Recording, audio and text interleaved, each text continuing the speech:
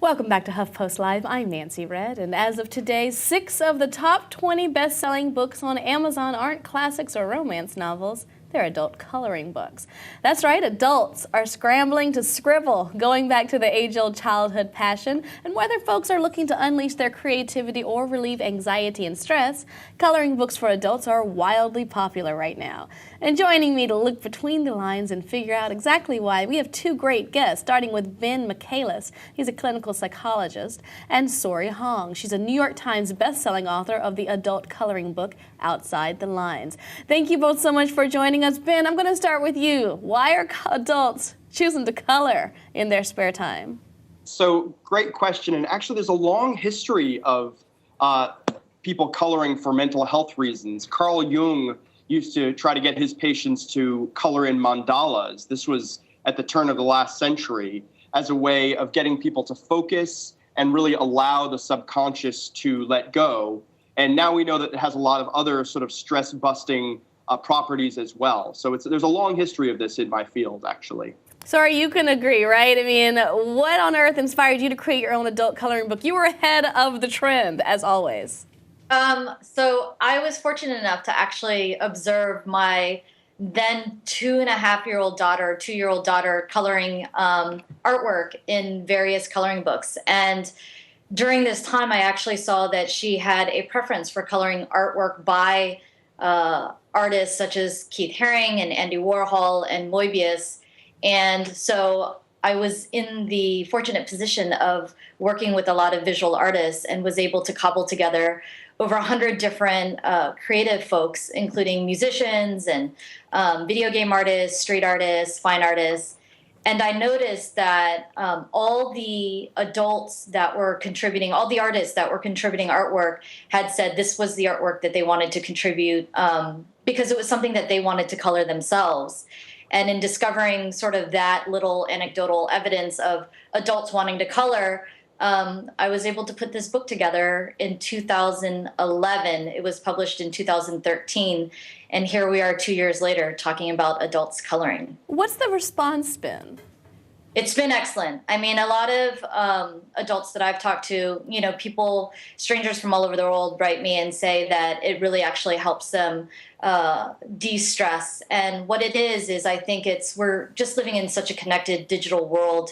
We have our mobile phones by us at all times, and we're constantly looking at little screens. I think it's just nice to be able to put the phone down, relax with either pencils or markers, and be able to just log off for a minute and color. And I think when you're coloring, you're focused on doing a different kind of activity where you actually allow your mind to focus on a task that's enjoyable and not something that makes you, want to pick up your phone and check emails or write other people online. Ben, when she's talking about de-stressing, I couldn't help. One of my girlfriends who doesn't yet know about Sori's books posted on Facebook a couple of days the meditation coloring book saying, is it a bad sign that I bought this today? It's not a bad sign at all, right? This is a great tool to de-stress, to just have a moment.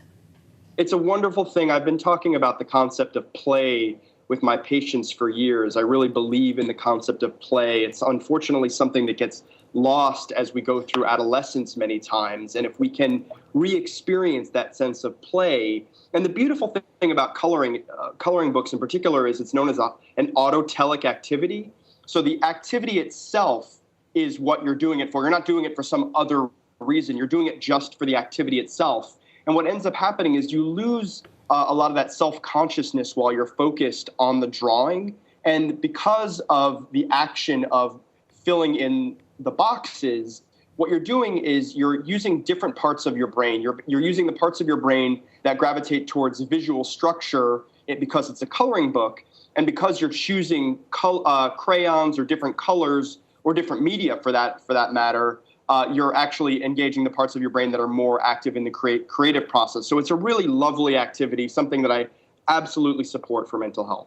Sori, one of the interesting things is, like many aspects of childhood, it's something we forgot about. Maybe one of the reasons that we like to color as children is because of that, and you lose it as you get caught up in the rush every day. You need to be doing something constructive with your life. My same friend who bought the coloring book then posted this picture of her daughter who co-opted it. And she actually said this calms me down from my frustrations and all my silly things. I could even cry, but I don't want to. So many times we find ourselves in that type of situation, right? How has coloring helped you in your life, not just as an author of these amazing books, but as a colorer? Well, I mean, like I said earlier, being able to color brings out our imagination, and it takes us back to our childhood, which, for the most part is a period where we're less stressed. And I think it's just everyone has experienced at some point or another, kind of lying on their bellies, sprawled out with their markers or pencils and coloring in it, and it's all pretty much happy good times. So just to be able to connect with that feeling again, I think also coloring could be reflective of how you feel, in the way that you choose the colors and the actual line drawings that you want to color in, whether it's something super simple or intricate. There are some other really amazing adult coloring books out there, just like you said, with mandalas and really, tight line drawings, where I think it just allows people to escape. Well, Ben, when we're talking about escape, so many people are trying many different things to have a moment. It's no coincidence that the adult coloring book I mentioned earlier was a meditation coloring book. Do you think that coloring is an alternative to meditation? Is it complementary to meditation? It's absolutely another form of meditation. A lot of the science about meditation and prayer, for that matter, really rely on the fact that you're doing a repetitive action. You're doing something over and over and over again. And that helps the mind to release when you're just focused on one thing. It activates certain parts of your mind that involve higher consciousness. So prayer, using rosary beads, meditation. I actually advocate running or any other kind of repetitive activity, and drawing. They really do all activate the same parts of the mind. So it's not an accident that it's a meditative activity and that your friend found a meditation coloring book. Also, sorry, one of the things we have to look at is these are adult coloring books, but we can't underestimate the intelligence of a child as well. So many kids don't want to just be coloring, here's a duck.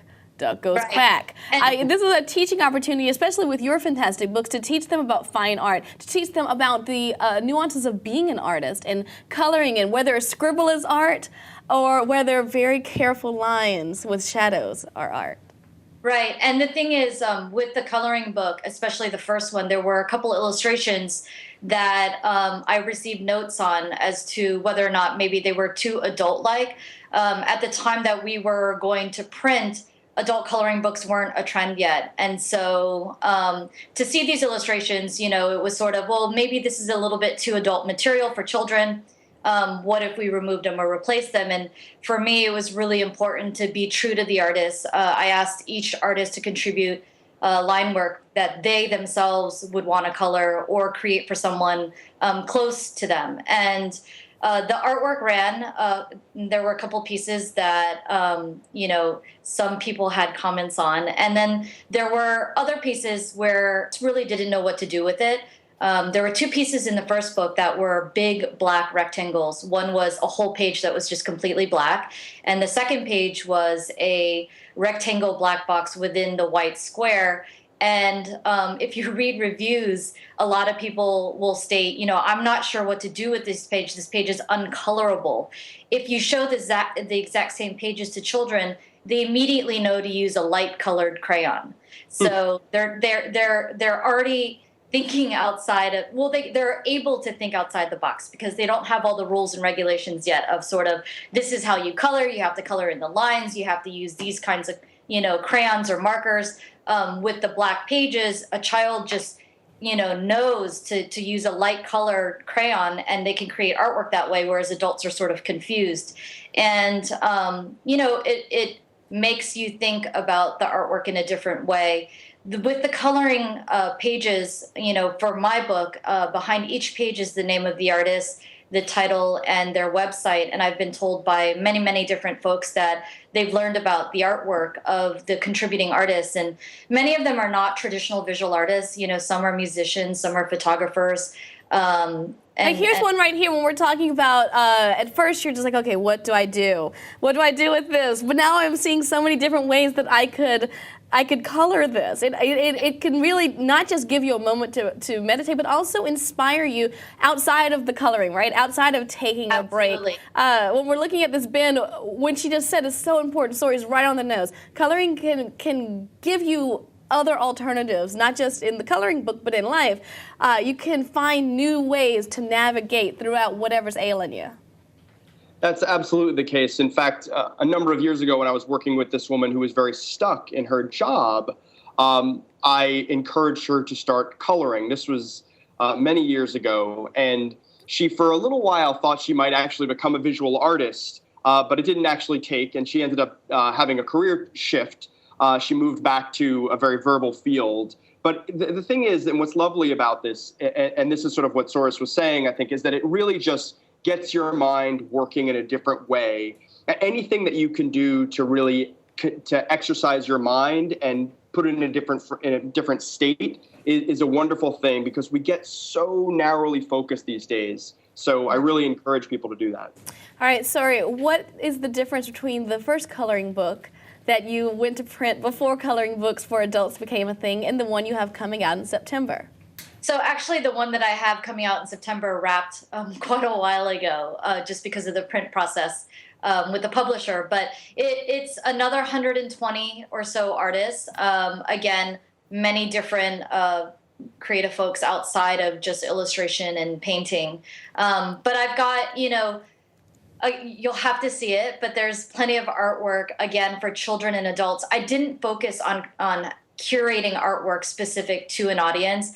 I allowed the artists, again, to contribute the work that they thought was, important to them. Speaking of importance, when you approach these artists, what was the initial reaction? I can imagine a small minority of people might be offended or scoff. You think that my work should be in a coloring book? But of course, there will be a much larger percentage of individuals that get it. What did you have when you're reaching out to these fabulous people?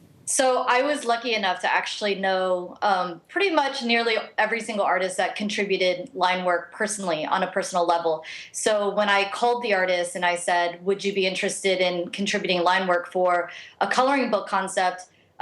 Every single one said absolutely yes. And it's mainly because many of the artists are my age and have, their own children today. And they were thinking, wow, this is the exact coloring, kind of coloring book I wish that I had for my own kid or myself. And so many of them created original artwork specific to the book. Others allowed me to republish works that they already had, that they thought would be great for line drawing. But actually, I received an overwhelming positive, a reaction from all the artists who contributed work. You sure do know a lot of artists, because we're talking hundreds of individuals with amazing pieces. It's almost like the book itself is a gallery. Ben, do you have any advice for individuals who are taking the jump and who it might first, just like with meditation or anything meant to calm you or ease you or change your habits, it can be very difficult at first to sit there with a crayon and color. It seems like a simple step, but it can be difficult. Any advice? Yeah, the thing is, and this is actually a personal story. So my wife saw one of these books and got it for my daughter. And then my wife found that she was interested in it. And then I found that I was interested in it. And so it sort of migrated over. And we actually use it as a family activity. And so if you're a bit concerned or it's a little bit unfamiliar to you, you can start doing it if you have children or if you have nieces or nephews. It's a great intermediary step. And it also could be something that you enjoy together as a family, which is really lovely. All right, sorry, I have to ask you, a quality coloring book, whether for an adult or a child, requires quality crayons. Is there a specific type of crayon or art utensil that you think works best with these very special? Lulu, my 6-year-old, prefers the Pentel markers. They have a nice medium-sized tip. They're really easy to control, and the colors are really saturated and beautiful when they hit the page. Fortunately, with outside the lines, the paper's thick enough that you can actually color with markers. So she's a marker kid. I'm a pencil person, so I actually like coloring with pencils instead. Oh my goodness, do you use graphite in all the different shades? I don't. The pencils that I used were actually a gift from the artist Gary Basement. So they were colored pencils that he had created. I can't even. This is so exciting. We could have a whole other conversation on pencil versus marker versus crayon versus whatever your utensil is. But whatever you're using, I hope that you do take a chance and color as an adult, whether with your kid or alone. And I'm glad that Ben and Suri were able to break it down, shed some light on the adult coloring book trend. For more information and to check out Suri's books, you can check out our resource well below this video screen. Stick around. The conversation always continues here at HuffPost Live.